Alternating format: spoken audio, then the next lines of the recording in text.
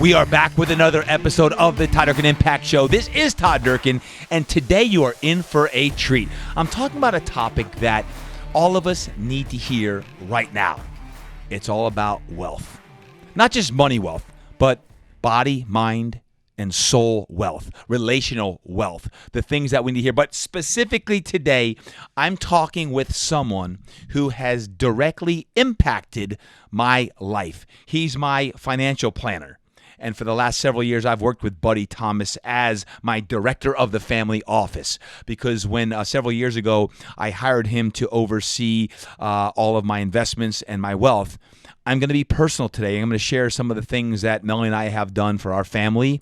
And when I went to Buddy Thomas and asked him to share in the podcast with what he would suggest nowadays, some of the principles that he lives by in the good times and the bad, he willingly obliged and said, absolutely, I'd be honored. So check this out. Buddy Thomas founded Superior Planning in 1982. He's been doing this over 30 years to assist family leaders in protecting and growing their family wealth.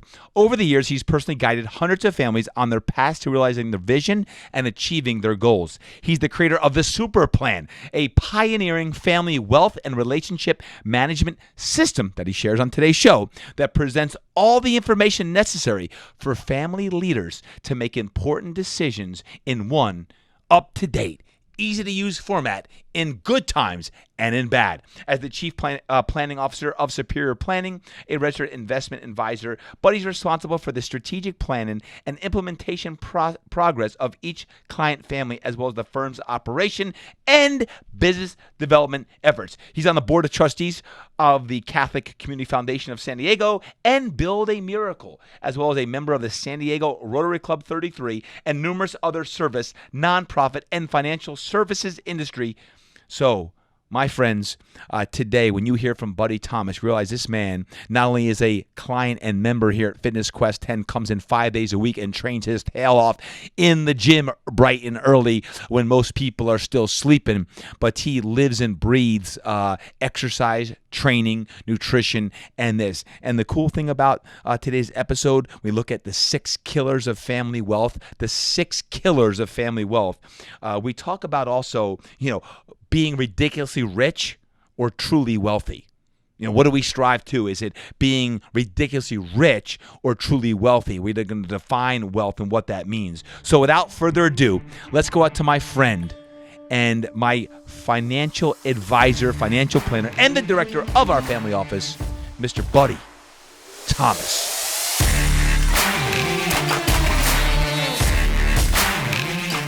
All right, we are back, and we are in a special place. We are at Fitness Quest 10, and I'm in my office with someone very, very special. Not only is he a friend and a client and a member here at Fitness Quest 10, but this man knows me as well as anybody because he is not only my certified financial planner, not only a financial planner, he is the director of our family office because he oversees our estate, all of the stuff that we do. So, Buddy Thomas, welcome to the show.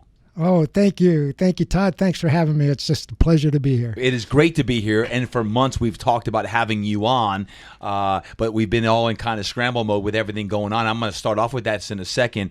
But, folks, I want you to know how special of a man Buddy Thomas's wife, Liz, who trains here at Fitness Quest 10 is.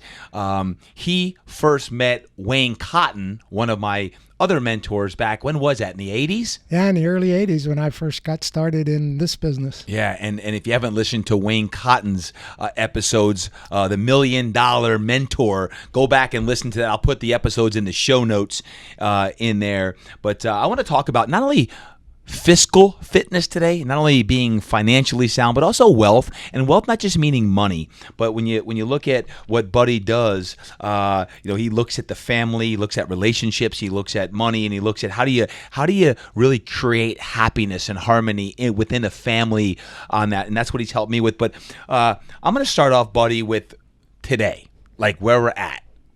What's kind of the Buddy Thomas overview financially, in today's crazy times? Where are we at with everything? It's crazy.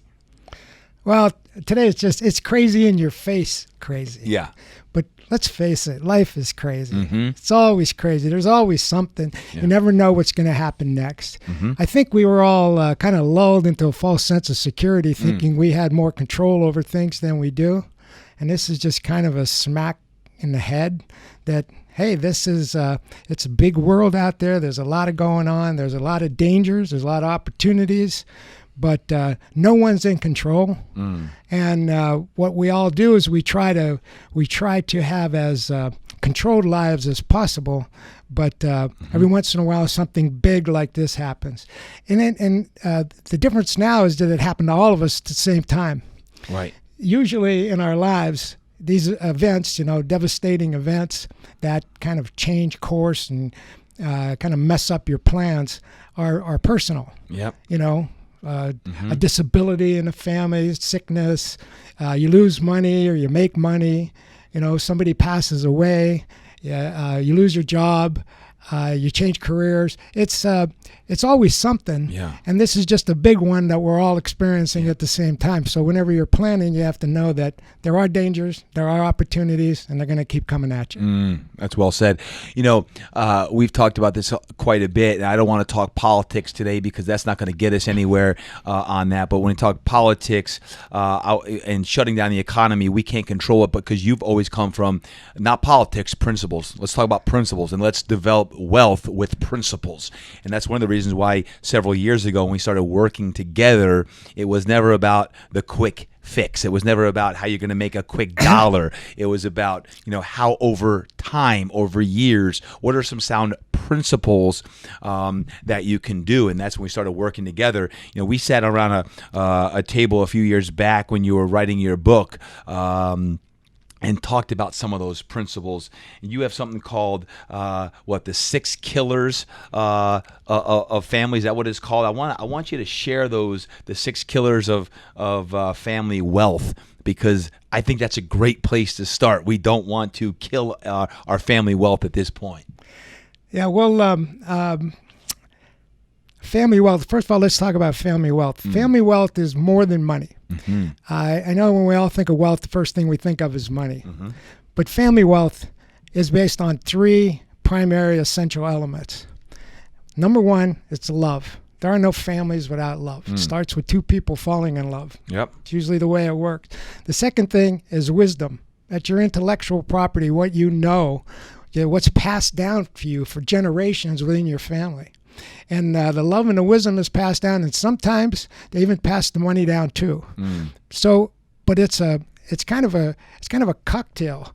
You have to have this perfect blend of love, wisdom, and money in order. That's what I see as the key to happiness. Mm-hmm. Because money is a fantastic tool, and it gives us freedom. It gives us the liberty to do what we want to do, when we want to do it, with whom we want to do it. We get to spend it on the things the people we love and the things we care about. Mm-hmm. So the essential element to the kind of planning that we do all revolves around family wealth, which is that blend of love, wisdom, and money. Yeah. And so there's an alarming statistic out there that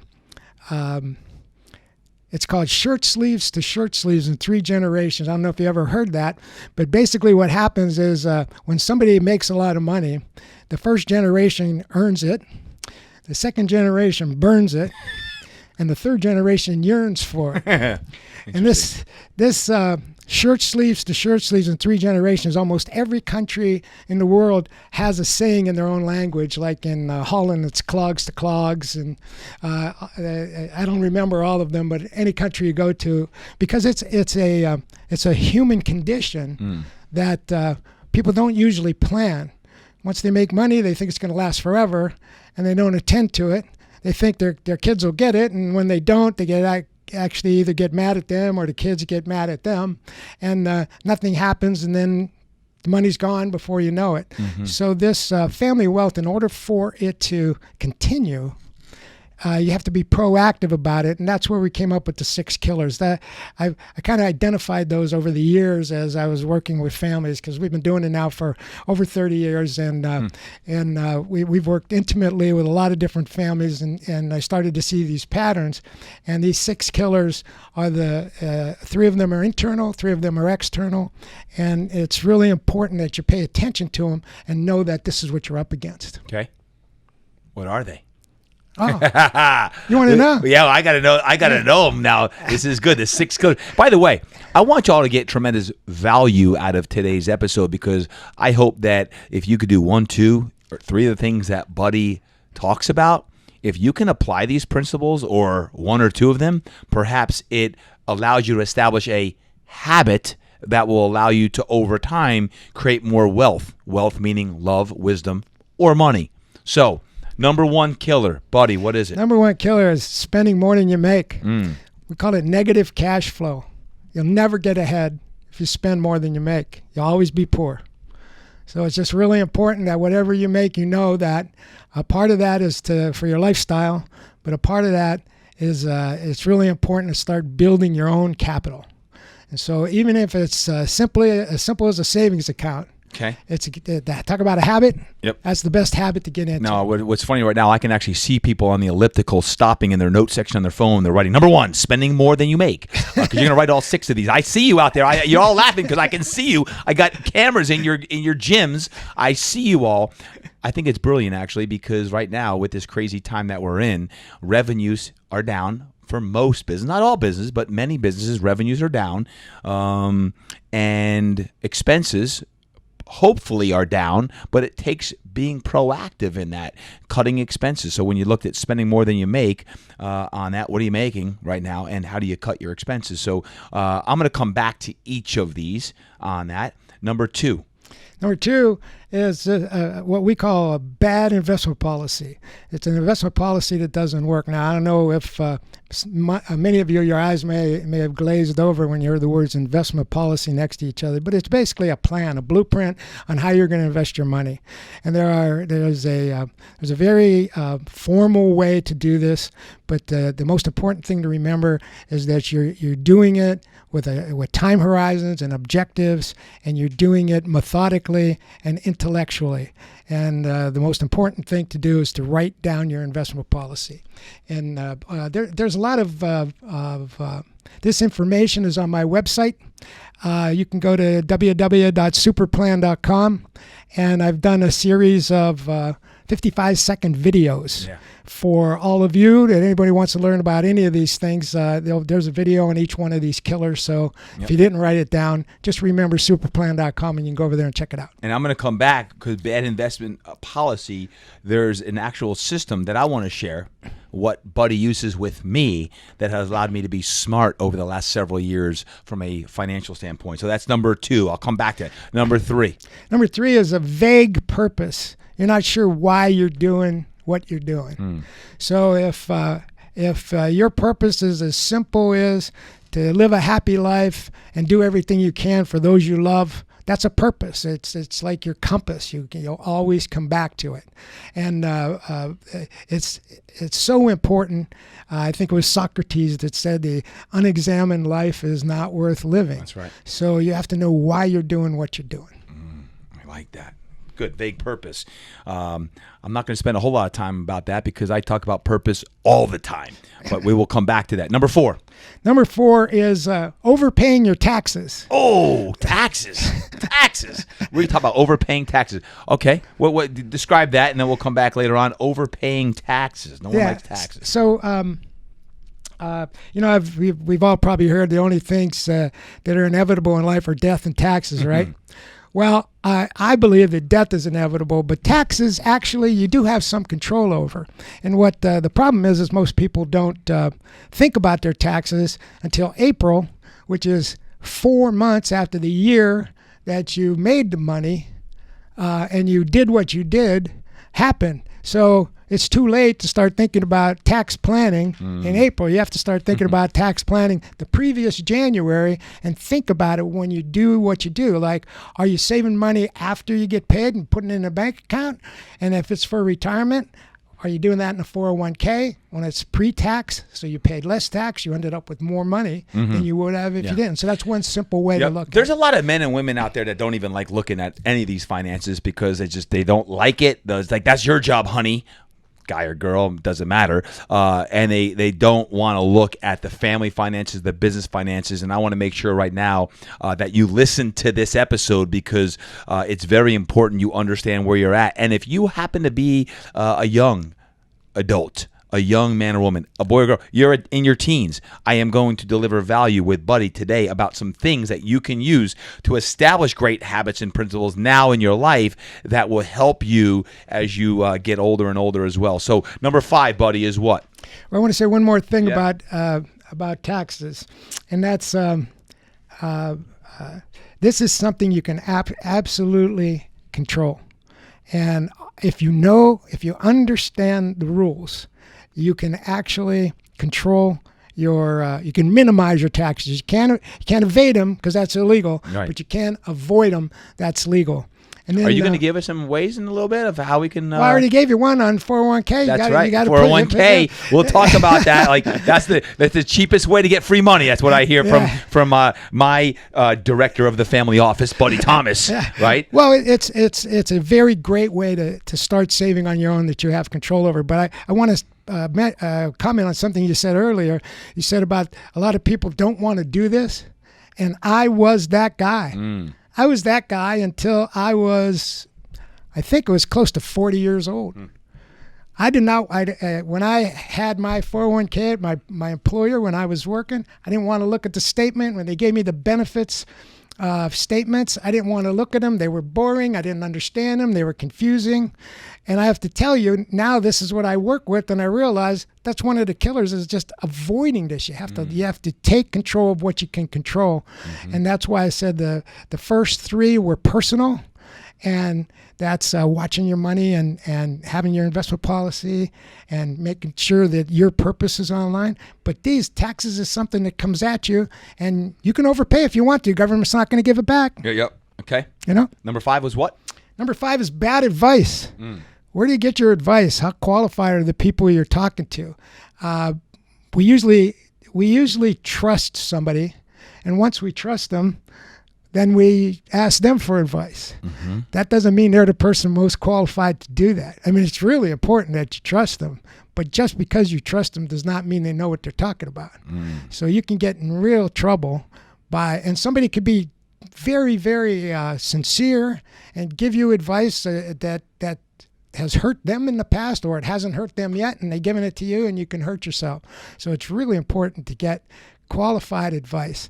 And when you're looking for somebody to get advice from, talk to your friends, talk to the other people you trust, and ask them who they use, kind of like what we're doing right now. And ask them what the experience has been, and ask them how it's performed, how it's worked for them, how's that working out for you? Check it out, because you're responsible for this, and it's your money. Yeah. I think also with bad advice, I think it's important when you work with someone, and by the way, don't use the excuse, well, I have no money, so I can't invest. I think the one of the common myths that people have, even what I see in the gym business, the trainer business, trainers that are starting out like, well, I'm not making a lot of money yet, so I can't invest. And I think that's leaving money on the table when companies like us, we have 401k plans, like you're leaving some free money on the table. Even if it's saving $5, $10, $20 a month, it could all through compounding interest all pay off in the long run. So make sure that you are getting great advice and you have people in your inner circle who you can lean on as well. So last one, and we're going to come back to all of these because there are some great principles here. Number 6. 6 is distraction and burnout. There are 2 different sides of the coin.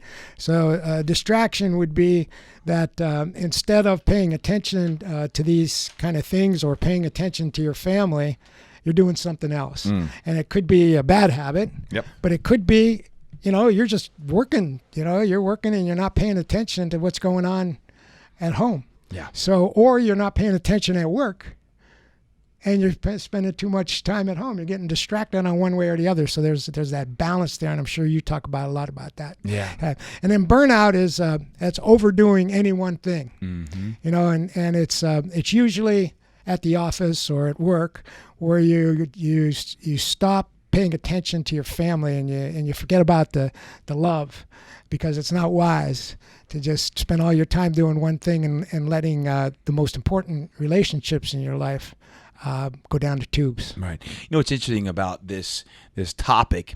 You know, you have love, wisdom, and money.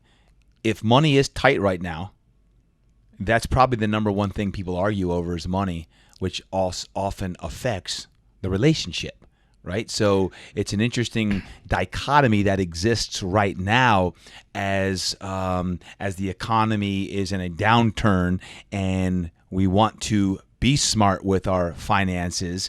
That often creates stress within a relationship because, number one, either the same amount of revenue or income is not coming in, which therefore affects the, quote, love, the relationship, the quality of that. There's more bickering, there's more fighting, and many people have deep-seated, interesting relationships with money that need to be worked on this stuff. So I want to talk about these 6 killers, and I want to get better right now. So what I need y'all to do is sit your booties back, sit upright, get out your pen and paper, unless you're working out, continue to pump some iron, because as we go in deep here, you're going to get some really specific information. Now, disclaimer. Whatever I say or Buddy says, you don't have to do exactly of that. This is a disclaimer, but we want to give you some wisdom that can exist to hopefully help your family when it comes to love, wisdom, and money as well. So, Buddy, are you ready? Yeah.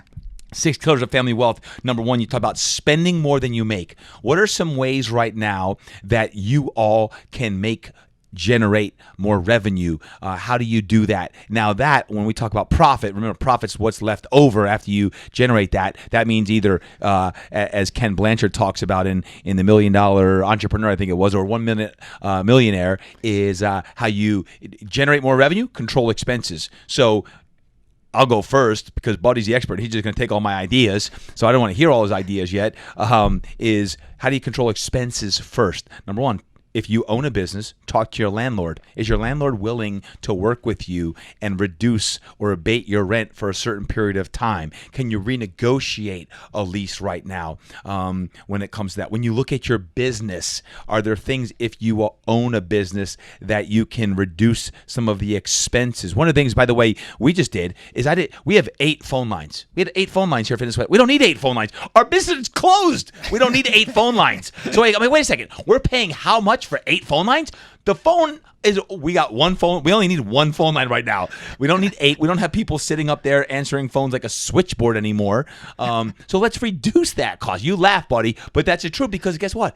That was almost $500 we're spending with our phone company because we have 8 lines, internet, and everything else. I'm like, duh, Todd, I need to be a little smarter than that. So, hey, I'm revealing some of my financial non-wisdom, Buddy. What else can we do to either cut expenses or drive some revenue? Well, that's stop laughing now, Buddy. Stop. The reason I laughed is because whenever I hear the truth, I laugh. Yeah. It's just it rings so true that it's you just have to smile. But the most important thing to remember is to pay yourself first. We live really good lifestyles. I mean, not everybody has a yacht, that's for sure. Mm-hmm. But we live very, very good lifestyles. And there are some things that we've determined that are needs, that are really wants.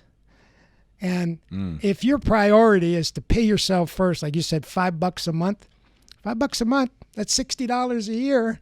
And at the end of the year, you look over and you get $60 in your savings account. Doesn't sound like much, but it's capital.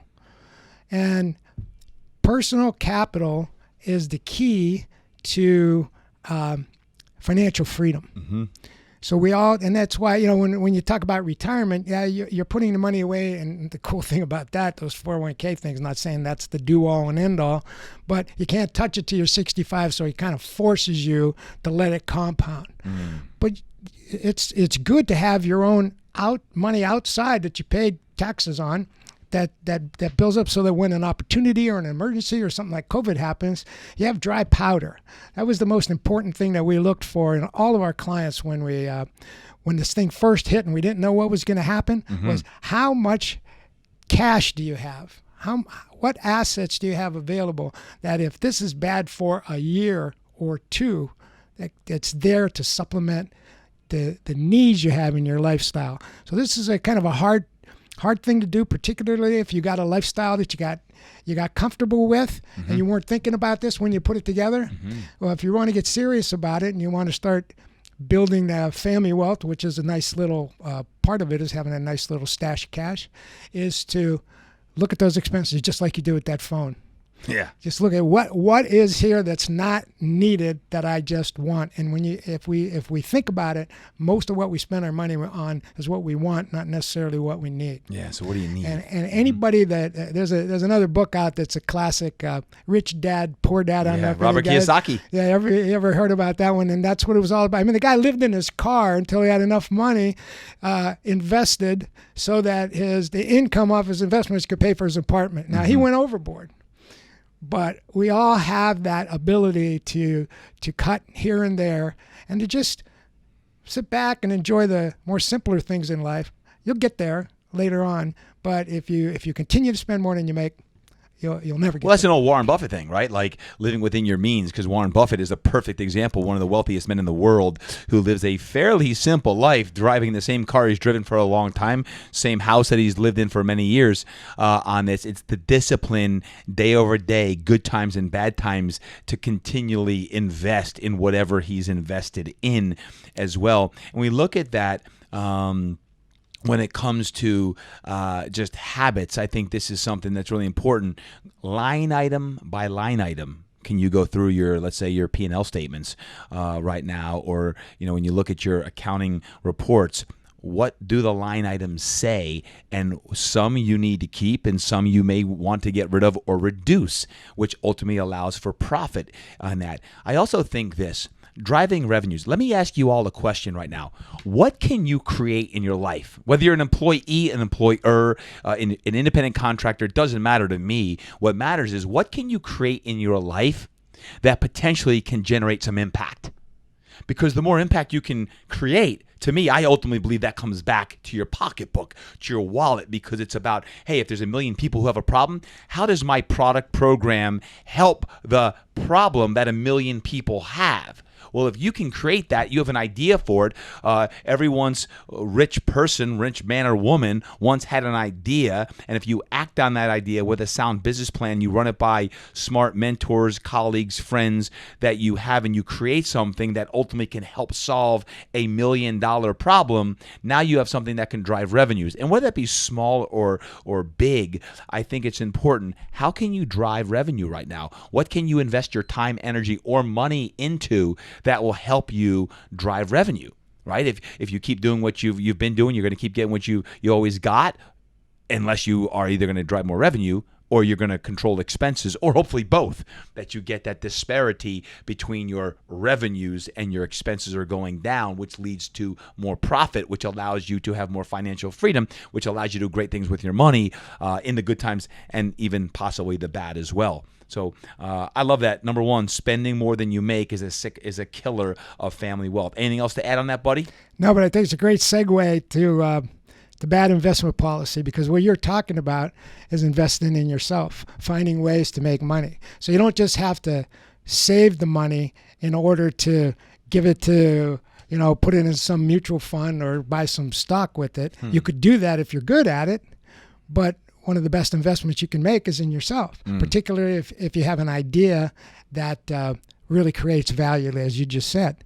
So a bad investment policy could be putting all the money in the bank and just letting it sit there.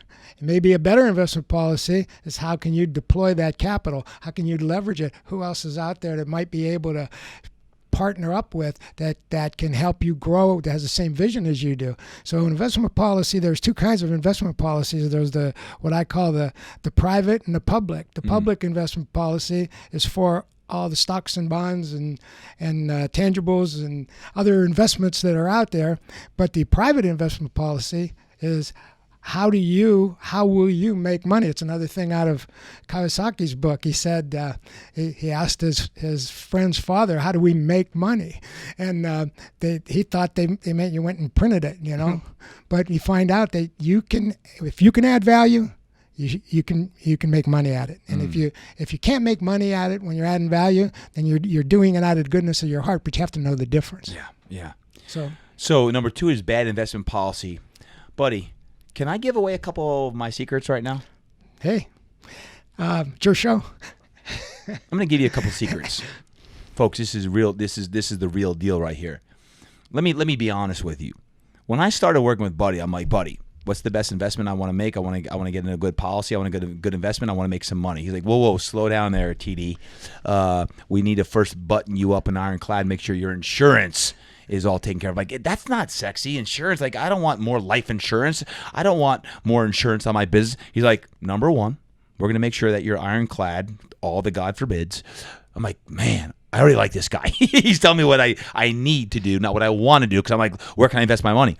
The second thing, this is big, and this is a secret, is we meet quarterly. Every 90 days we meet, and over COVID, it's been over Zoom, and Buddy and Kelly, we have 4 different buckets. Now pay attention, boys and girls, buckets.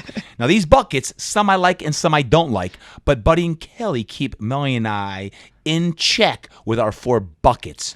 There's the cash bucket, the bond bucket, the stocks bucket, and the tangibles bucket. And Buddy and Kelly have a certain balance they're looking for within these buckets. Now, I like to fill certain buckets, and they like to fill certain buckets, and together they keep me honest with which buckets are being filled so the, quote, portfolio is all balanced. I'm giving you my secrets, folks. Now, I'm not going to tell you all the different funds that I might invest in, but the secret is in actually having a policy, a plan, a good investment policy where you have someone that you know, like, and trust that has your best interest, that can allocate your time, energy, resources, and money in the proper places. So when they look at the entire portfolio, how much cash do you have on stock on hand that you can deploy? What are your bonds like? What are the stocks like? And what are the tangibles? Buddy, do you want to talk about any of that without giving away like exactly that? But those 4 buckets to me are important. It's part of your philosophy. Well, it's diversification. And when you look at all the investments that are available in the marketplace, they fit into one of those 4 buckets. Yep. Cash is any kind of a liquid asset that, it's a savings account or CD. If we call cash anything that's going to mature in less than a year. So if it's a 6-month CD, that's cash. If it's a money market mutual fund, that's cash. If it's a savings account or a checking account, that's cash. Anything that's liquid that you can get your hands on right away. And that's when COVID hit. All of our clients, as you know, have an allocation to cash that they keep as a cushion. And it's an emergency fund, it's an opportunity fund, it's a fall asleep at night fund. It does a lot of that. Having just some ready cash available is just very useful. Well, when COVID hit, what we did is talk to everybody about shoring that up. How much do you have? Maybe we need twice as much. And we went back to how much is your income that you can count on. And this doesn't matter how much money you have, you still have to have lifestyle income. And if your income stream stops, the money that's coming in the door stops, what are you going to fall back on to supplement that? Okay. So that's first thing is cash. Simple enough to understand. Bonds is anytime you lend anybody money. So if you loan your brother-in-law $500, you just created basically a bond because he's supposed to be paying you interest and he's supposed to be paying you back.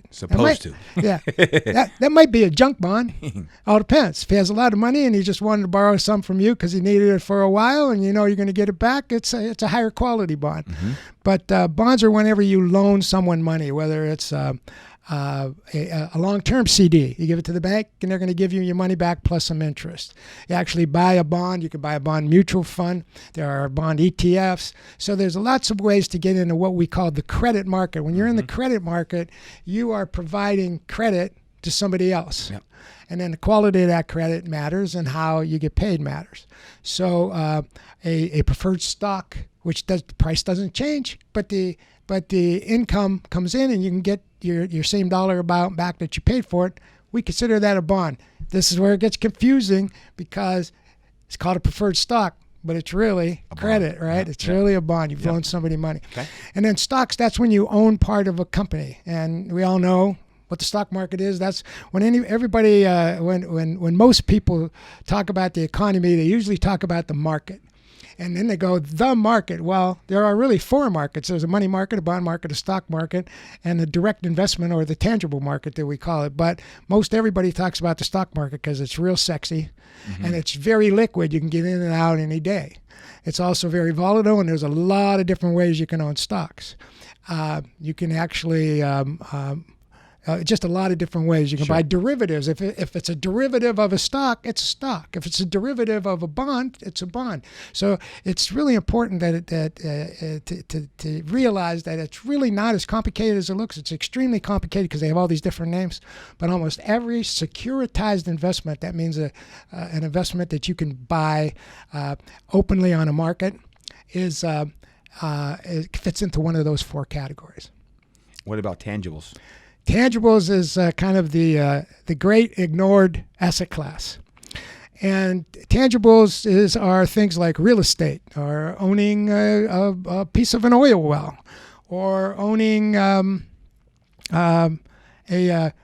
storage unit. A storage unit, yeah. Well, that's real estate. That's real estate. That's right. Or there are equipment leasing programs. There's all these different programs that you get into where you directly own that particular asset class. And what happens is the difference between that and the stock is usually it's illiquid. So if you get in, you're in for 3, 5, 10 years, and also it's not marketable, but also, it's you have a tax advantage. There's a tax advantage to these direct investments. So if you buy a stock, you pay tax on a capital gain. But if you buy a real estate program and you're part of a direct investment in a real estate program, I'm not talking about a real estate stock. That's a stock. So this is where you actually own part of the real estate. Then the tax benefits. There's that other killer there. You can actually get depreciation that passes through those things to you as you're investing in a securitized real estate program. So it's I know it's getting a little well, no, I'm just sitting here thinking now. You're really smart. Because I know right now everyone's like, he's really smart. Yeah. That's why I use Buddy. Yeah, but I've been doing it a long time. Surround yourself with people that are smarter than you. So when he's saying securitized and you've got bonds and mutual funds and there's 4 levels of stocks, I'm like, thank God I'm using Buddy. Yeah, because listen, I'm always like, Buddy, okay, I've got $100 and I want to buy real estate with $100, buddy. Yeah. And he's like, okay, well, listen, he color codes, by the way, and y'all know I'm a big believer in the color coded calendar system. Well, he color codes these different buckets so to see color wise what's out of balance. So back to the Wayne Cotton color coded calendar system, Buddy has a color coded calendar for the finances that we look at in the 4 buckets. So it's one of the reasons why Melly and I, we love going to Buddy and Kelly and looking at these different allocations to see where we're doing, how we're doing, where can we do better, and where do we need to shore these things up. So that's pretty darn deep right there, buddy. I like well, that's why we color coded it, because I apologize for going off the deep end. No, this is good. But, this is like $1 million education in fiscal fitness right now. Yeah, but a couple buzzwords like securitized and I like that. Derivatives. That's the kind of stuff that gets people to just start thinking about what they're going to do for dinner.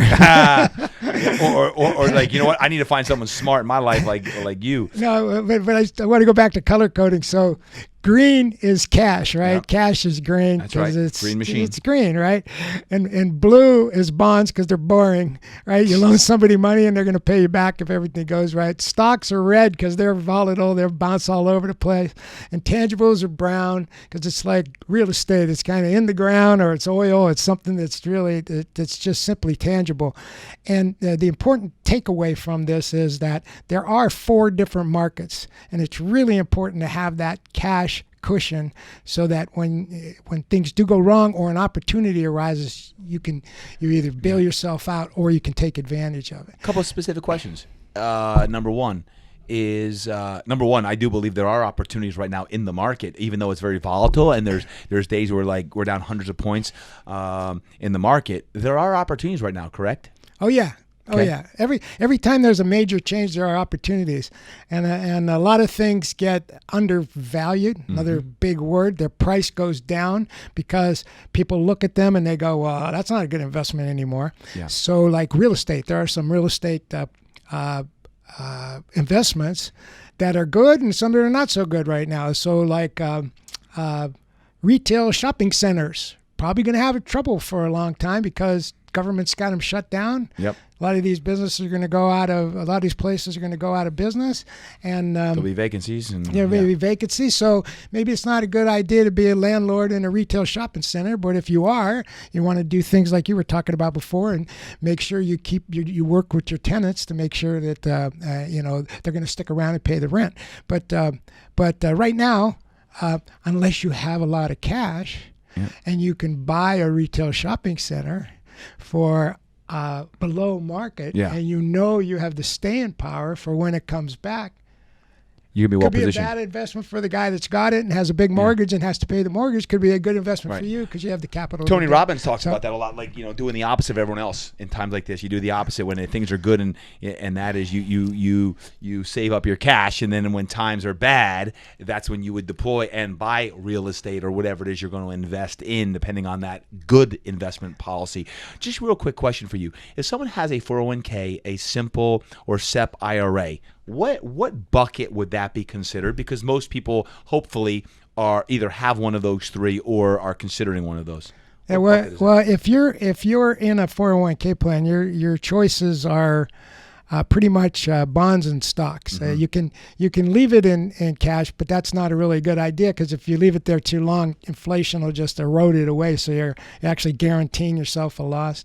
So most 401k plans are They I hate to use the word, they try to dummy proof them so that you can't get into too much trouble. Yeah. And if you have a nice balance of stocks and bonds, so you can actually have both in there. And some 401k plans or other retirement plans, we've seen some qualified plans that I think it's the Cal State University system actually has some tangibles in it. Okay. But tangibles are usually a little more sophisticated.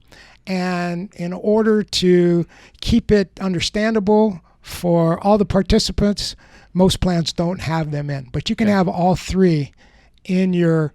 You can definitely have it in your SEP because that's a self-directed plan. Sure. So you can get into anything you want. When I look at an investment, I always say, okay, if it's 15% or more, that's a great investment. Right? If I can get a 15% return, but a more savvy, sophisticated, conservative financial advisor or planner, you're looking typically over the long term for what? A 6 to 7% would be fantastic. Well, if you can get 7%, you just know that in 10 years, your money will double. So if you leave it alone at 7%, so if you put $1,000 in now and you come back in 10 years, it's worth $2,000. And the same thing works for $100,000 or $1 million. Do the math. Double your money. It just doubles because that's the number.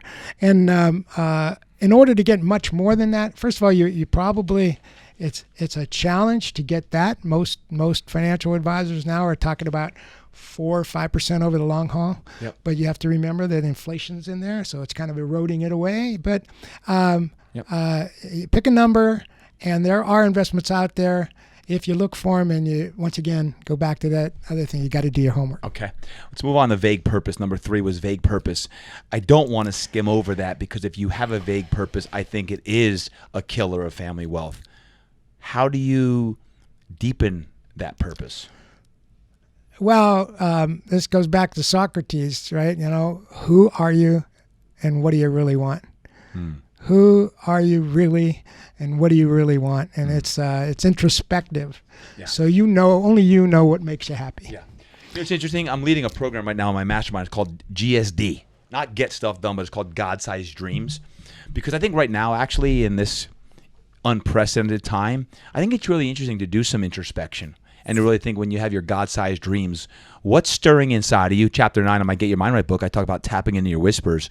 Tapping into your whispers, I think when you pay attention to God and you pray about what your life when you examine your life, your purpose, what is your divine purpose? I think now is actually a great time to really investigate and go deep, journal, pray, think, meditate all on your purpose. Because I think, when I started here at Fitness Quest 10, 20 years ago, it was to help people become better versions of themselves. It's gotten more sophisticated, and as my life has grown, and even our portfolio has grown, it always comes back to the purpose of how can we use money or wealth to do great things, to help more people. That's why we created the Impact Foundation in 2012, was so that we can give back, right, and help impact more people.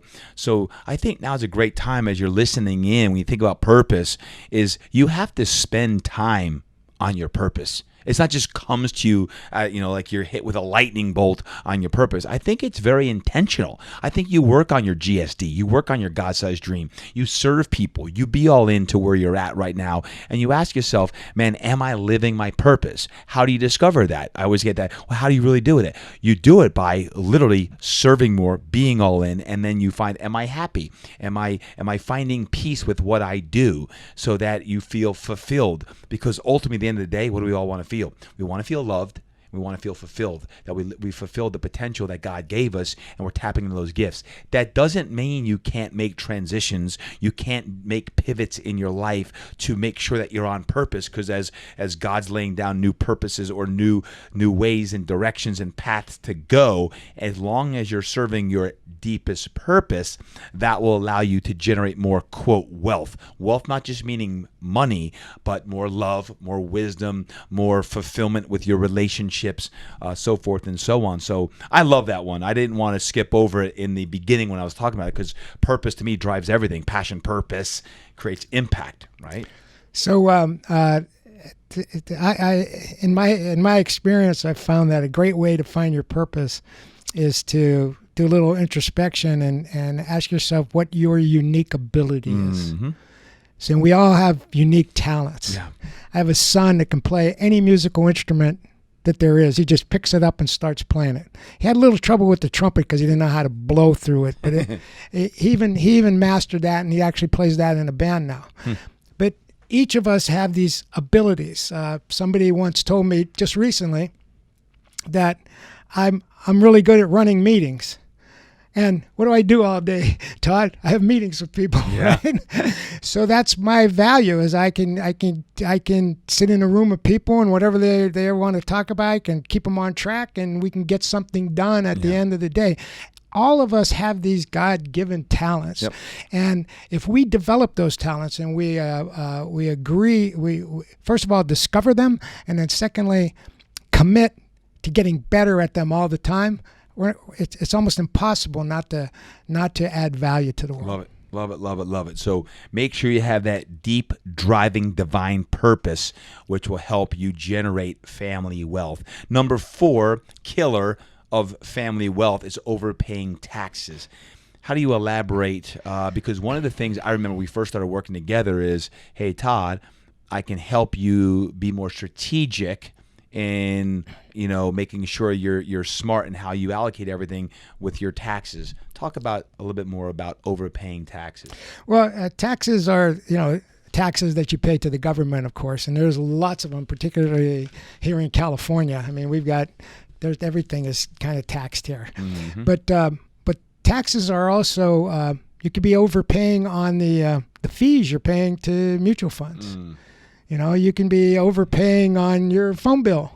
It's what are these the regular expenses that you have that you maybe don't necessarily have to pay. Mm-hmm. And if it's switching from a mutual fund to an ETF, and you get the same stocks inside them, that's kind of a tax where you're overpaying.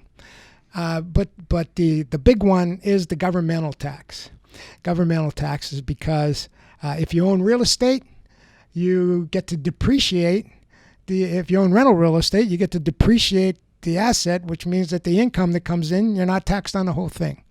If you own a personal residence and you borrow money to pay your mortgage, part of that is tax deductible. So that will reduce your taxes. So it's actually the government is kind of paying for a portion of your interest. Yeah. So there's income tax.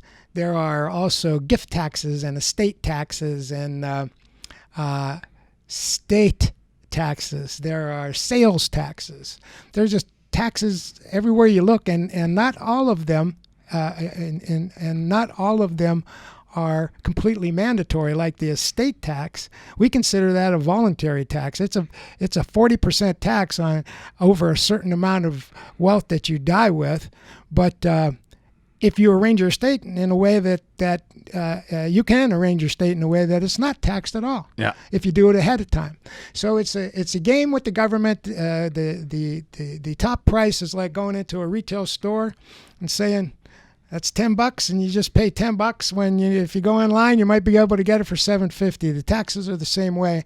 Legally, you can avoid taxes, but it's illegal to evade taxes. So you have to pay it because it's your fair share. But there was a Supreme Court ruling that said nobody has to pay more than what is required by law. And a lot of people miss that opportunity. Sure. But it takes pre-planning. Yeah. Well, I think it also takes having the right people on your team, including an accountant, which can help you, right? So we talk about the B.A.I.L team. I always talk about your B.A.I.L team. Have a B.A.I.L team.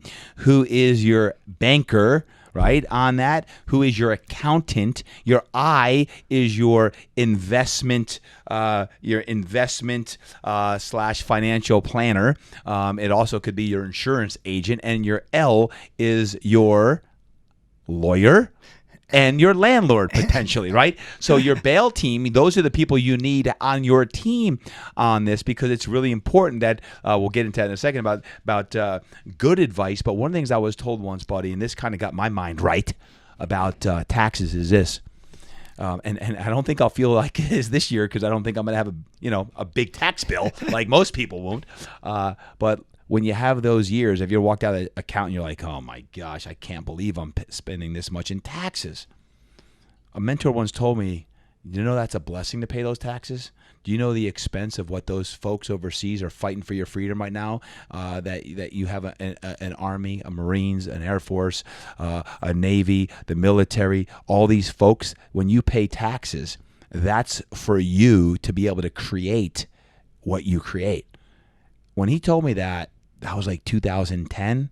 That got my mind right. So it's like, that's a great way to think about it. Not that anyone wants to pay more taxes than they should, but man, I get a tax bill. I'm like, you know what? That's the cost of freedom. That's the cost to be able to do what I do. That's the cost to be able to live my purpose and to be thankful for those people who have a good salary, defending our freedom, creating what we do on that stuff. So next time you get that big tax bill, perhaps you try to, quote, get your mind right, snap your band, like, okay, this is the cost of what it takes on that stuff. So anyway, turn it around. Good advice, number 5, good advice, because bad advice is a killer. How do you get good advice? Well, I just talked about having a B.A.I.L team, and Buddy's dropping some incredible advice to you now, and I appreciate you all listening in, because this is not a discussion that I've had where I had the opportunity to share the man who is the director of the family office for the Durkin family and is also a financial planner. You're getting some great wisdom. Anything else on bad advice, Buddy, that can kill a family wealth? Well, just coordinating your B.A.I.L team. I've never heard that acronym before, but as you accumulate financial wealth, it's really important to have the banker and the accountant and insurance and all the the lawyer and everybody that you talked about. But a lot of times they don't talk to each other. And there's nobody coordinating what they're doing. I worked with one of the first people I worked with in San Diego. When I met him, his lawyer and his accountant were arguing about a tax bill. And while they were arguing, a deadline passed, and he had to pay a penalty. I mean, he ended up firing both of them, but they stay in their lane. Yeah. And it's really one of the reasons people have family offices is to coordinate their advisory team. Also to interpret what the heck they're saying, because we all speak different languages, right? We all speak foreign languages, like the words I used before, securitized, derivative. This is good. We're getting people smarter today. Yeah, everybody's got their each specialty has their own lingo. Yeah, and it's very few people understand them all and can get them working together, as we like to say, playing nice in the sandbox. Yeah, no, absolutely. And please don't think, well, I'm not at that level. That's what I hear all the time. Well, I'm not at that level. Someday I want to have, a financial planner. I'm not at that level. Hey, folks, the way you get to that level is you coordinate that team now. For example, when COVID hit, fortunately, I had a relationship with a man at a small community bank, which helped me secure my PPP loan. That was a relationship that if I had not fostered prior to that, guess what? May not have qualified for the PPP, because going through the big bank I was trying to go through didn't get me to where I wanted to go. That's also you, buddy, talking to my accountant to making sure that we all are on the same page. Don't think, well, I'm not at that level yet.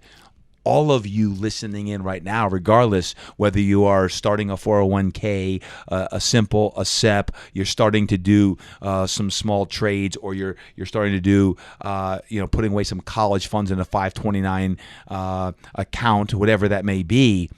You all need good advice. So get your B.A.I.L team rocking and rolling, and have even an annual plan together so you can communicate about your family's plan as well. Last one. Well, wait a minute. That's some really great advice. Build your B.A.I.L team, because if you don't think big, you won't. You're just going to grow randomly. Talk to me now. You're talking my language now, buddy. I knew you'd like this one. I'm getting excited. Yeah. If you don't think, lay the infrastructure out. The fact that you need these kind of guys and gals, these kind of people that can help you. When you see one, then you could start talking to them when you have that particular need, like a banker. It's that's, you build your team over time, and not everybody's going to click with you, and not all of them are going to give you good advice. So it's going to take a while. So you might as well start now, and just whatever one you come across. And most people start with an insurance agent. Buy a little life insurance, got a little saving feature to it, and get some insured at the same time. Lay that groundwork. And those insurance agents know a lot of people. Yeah. I know I used to be one. Yeah. No, it's true. Absolutely. Let's go move to our last point, the sixth one. I think it's a good one. I've got some rapid fire questions about what some of the best habits that the wealthiest people that you work with do. But first, distractions and burnout. This is real talk right now. Number one, distractions are killing people from age 5, when they get their first tablet, all the way up to 75. Distractions, burnout. People are working harder than ever before, like scrambling, getting the water's right below the nose and it's bobbing like you're a bobber. I joke around with Melanie. It's like you gotta kick harder. You're like, I'm tired, right? Burnout. Talk about that, because it's real talk. Burnout, distractions. I talk about it a lot, but I want to hear Buddy Thomas's perspective right now on how you avoid burnout and even avoid distractions. Well, distractions are something that comes from outside. So if it's a drug, it's a distraction. Social media. Social media. Any kind of an addiction. TV, CNN. Yeah. And really, any kind of an addiction that just takes your focus and takes you away from knowing who you are, what you want, and how you're going to develop your unique ability and make yourself better. So it's anything that pulls you off your game. Yep. So avoid them at all costs. Well, the thing is, it's a constant. It's not a constant struggle, but it's a constant effort. You have to know it. And then burnout is internal. You want something so bad that you give up everything else for it. And it's really good to be tenacious, good to be persistent, good to be focused. But it's also very important not to forget why you're doing all this and taking care of those people that mean the most to you in your life.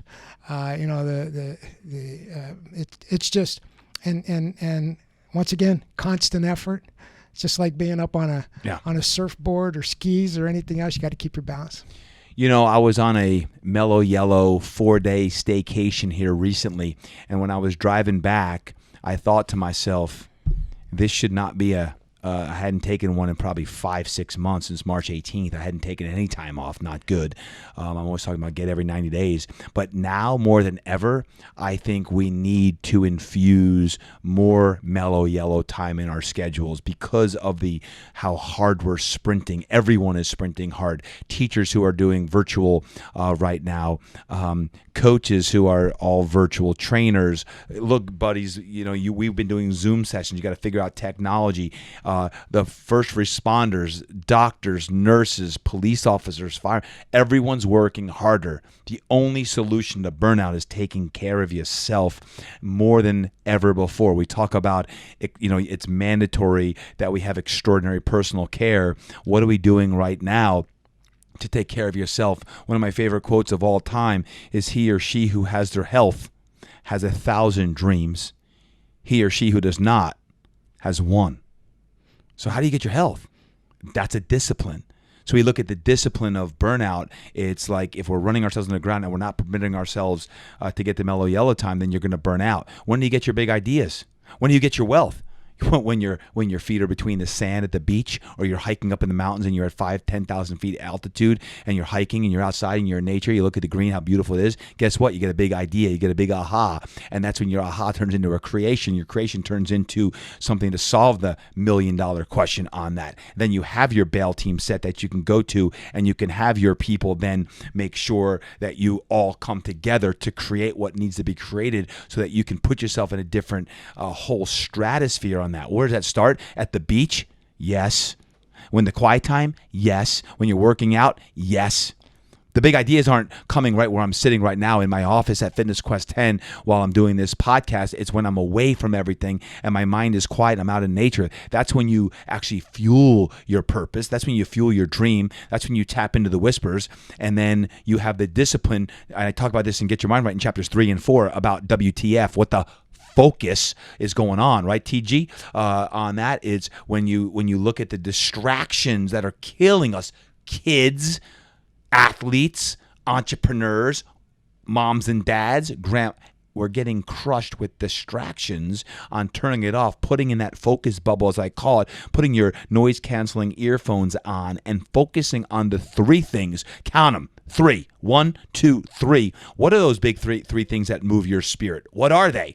One of the things that Buddy and I talk about, okay, right now we're talking about generational wealth of what you create, on how you create a plan with your team to do that. How do you do it? You've got to be focused. You've got to be disciplined. But it all starts with taking care of yourself, because if you know good, then you know good to anyone, including your own family. So how are you supposed to have the love and the wisdom when you're not even good to yourself? If you're not good to yourself, then you can't love your spouse, your husband, or your wife the way you need to. You can't certainly give the time, allocate the time or the energy to your sons or your daughters the way you're supposed to. So you see how it all comes together. So everything I'm preaching every darn day after 110 episodes, now I'm getting fired up, buddy. We're talking wealth, we're talking physicality, we're talking Mellow Yellow time, we're talking distractions. See, it all came around because we're talking about generational wealth, about what we need to do, the 6 killers of family wealth, because I don't want you to kill your wealth because you're like, well, Todd, you don't understand. I'm not there yet. Yes, you are there. You are there. That's the point. I don't care if you don't have any quote value in the bank account right now.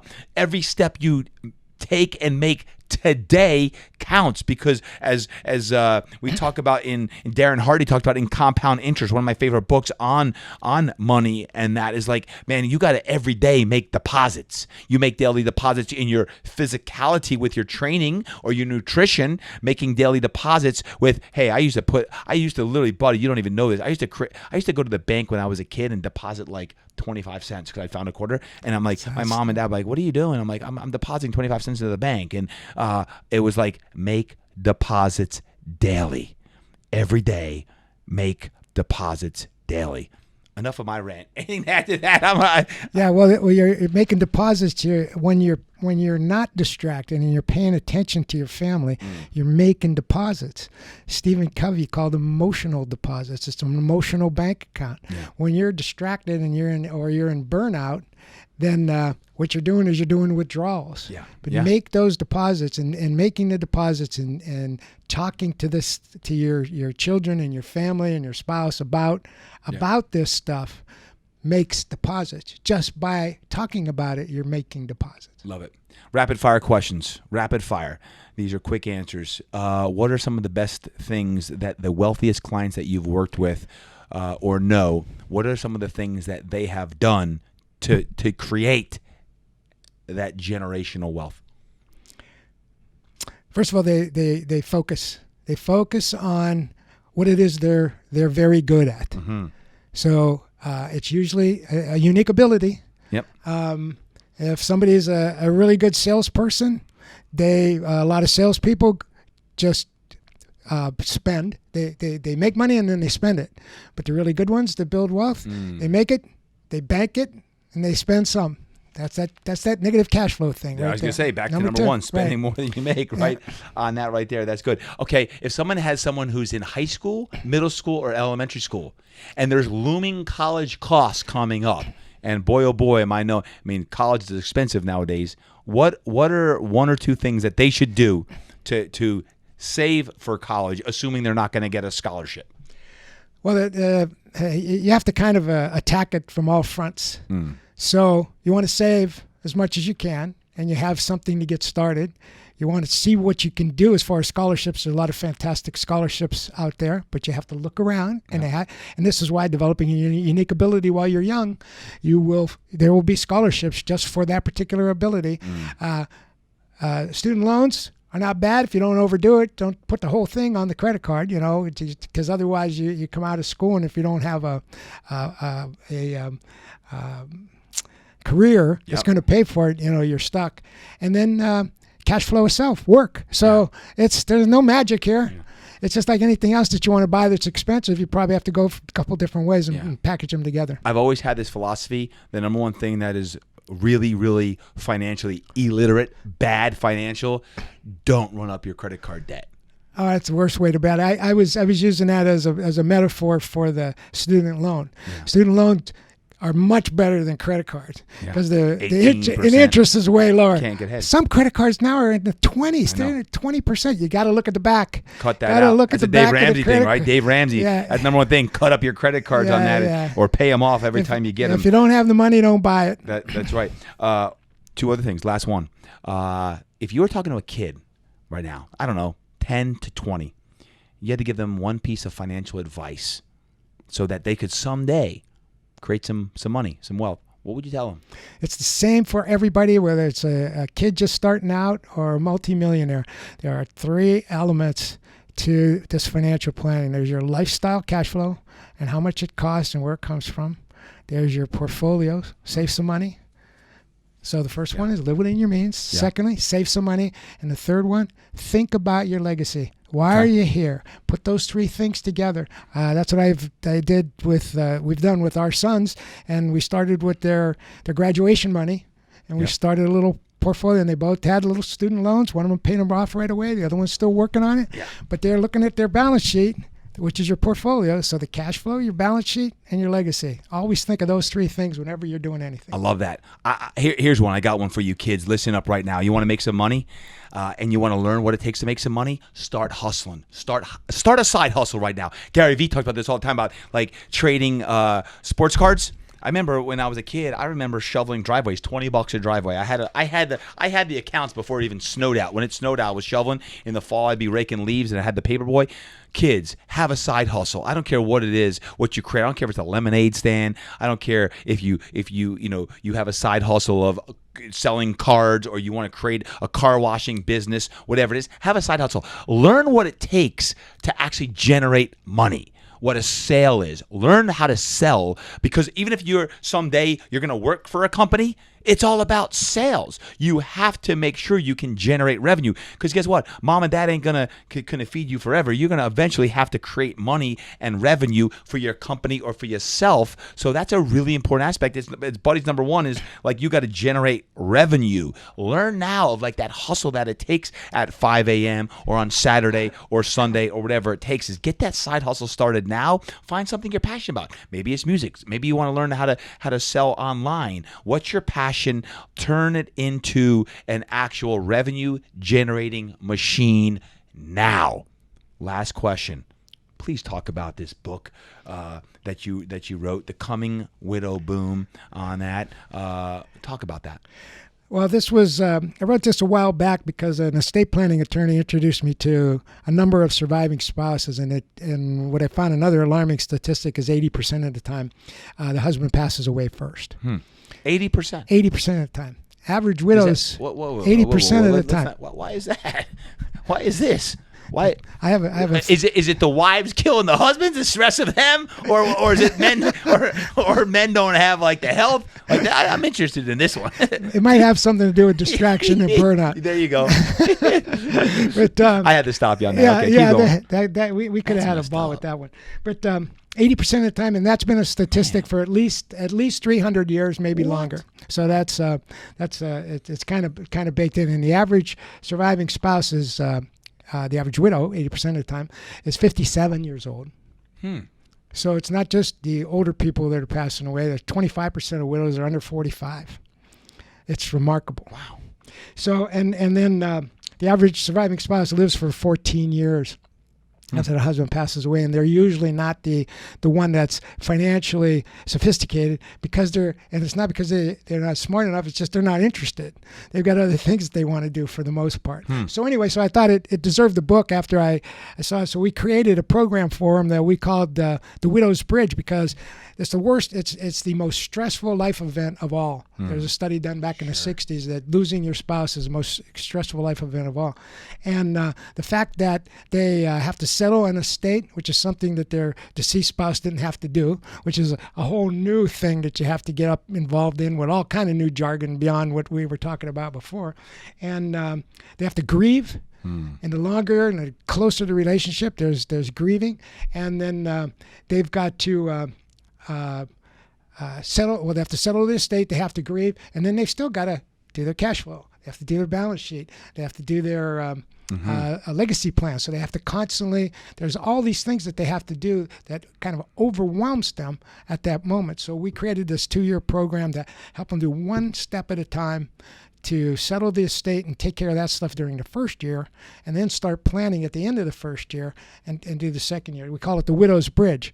But the value to you folks who aren't surviving spouses, or some of you, I guess, at some point, all of you are going to be, or you're going to be in heaven, is help prepare your spouse for that and help each other prepare for that. But what's more important right now, if that's not an issue in your mind, or if you're single, is in this book is our super plan system. And we call it the super plan because, everybody has a tax plan, or not everybody has a tax plan. We talked about that. But you have a retirement plan, or an education plan, or a business plan. You have all these different plans. But I've never seen anybody put them all together. So we created the super plan. And it puts them all together in one place. And it talks about keeping your focus on your lifestyle, cash flow, your balance sheet, managing your investments, and your legacy, your purpose. And if you take those three things into consideration with every decision that you make, you're going to make better decisions. So the reason I'm bringing it up now is the last couple chapters in the book explain the super plan. There's actually worksheets in there, so you can write your own super plan. It all starts with your goals and your values, and then you take it from there. And you just go to the back of the book, and you can skip the part about the surviving spouse if you want to, but if it's also not a bad idea to prepare for it. But you get that plan going, and it's something simple enough that you can do it step by step. Where does someone get the book? Well, it's your lucky day, guys. It's a free book day. Really? Yeah. So if you go to visit the website, superplan.com/book or superplan. /book. Superplan. By the way, the name of Buddy's business is Superplan. So superplan.com/ Book. Books. Superplan.com/books/ /books/. There you go. So superplan.com/books. We'll put it in the show notes. You're going to get The Coming Widow Boom, what you and your loved ones can do to prepare for the unthinkable. So you do not have to have a spouse that has passed away to read the book, correct? No, it actually was written for a couple that wanted me to have the meeting I was going to have with the wife a month after he died. And I said, we'll do that, but I told him he couldn't talk. Well, if the statistics show that I'm leaving before Melanie, she better get reading this book. Oh, man. Just saying. Thank you for writing this book because I know it encompasses all of your philosophy on that. And I want to thank you for today for just dropping so much wisdom and value. Folks, I hope you enjoyed the episode with Buddy today. I know, heck, going through this and hearing you talk about these things are things that we get to talk about every 90 days. But for many of our listeners today, some of it may be new. So I want to say thank you. Well, thank you, Todd. This has been a blast. I love working with you. You have a lovely family, great business, great staff. Well, and I love working out here. Well, it's like this place rocks. You've been working out here for now what? Over a decade. Yeah. I mean, it's been a long time. You come in early. Yeah. What time? I'm here before 6. Before 6. You got your Bible time early in the morning and your quiet time, and then you come over and get your physical time. So you are not only preaching it and writing it, you're living it as well. Because you're, how many days a week? Or is it almost every day? It's 5 days a week? 5 days a week here, a couple days a week at home. Yeah, so that's 7. I might take one day off every now and then just to, because you said something about recovery. Yeah, there you have it. So there you have it. Superplan.com, superplan.com. And if you want the book for free today, you can get that. Go to the show notes if you want, or just go to superplan.com/books and check it out. The Coming Widow Boom. I hope you enjoyed this episode today. This is one where I haven't talked a lot about finances and investing and wealth management, but when Buddy talked about family wealth and love and wisdom and money, and we were talking at a recent Zoom meeting, I asked Buddy to come on to the Impact Show so that he can impart some of his knowledge and wisdom that I've been privy to for several years now. I hope that you got great value out of today's show. Share it with your spouse. Share it with your loved ones and say, hey, listen, I know we don't communicate about money enough. I know we've got kids and we want to get to another level. Hey, we're always looking to get to another level. And I think when it comes to money and wealth, it's another area we can always educate ourselves on more. So, Buddy, thanks again for sharing so much wisdom today. Reach out to Buddy at superplan.com if you have any questions. Find your B.A.I.L team wherever you are and go out there today and make sure you get better. Peace and God bless.